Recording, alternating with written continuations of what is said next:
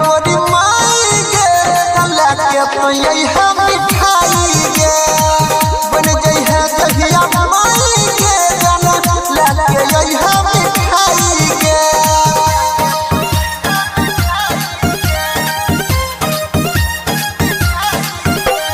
music वाह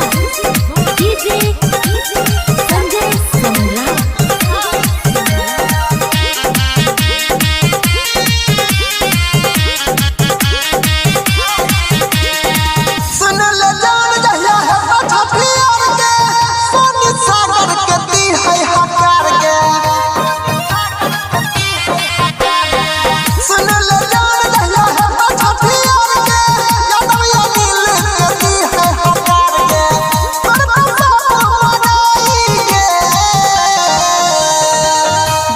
जब गोरी माई गे तला के पई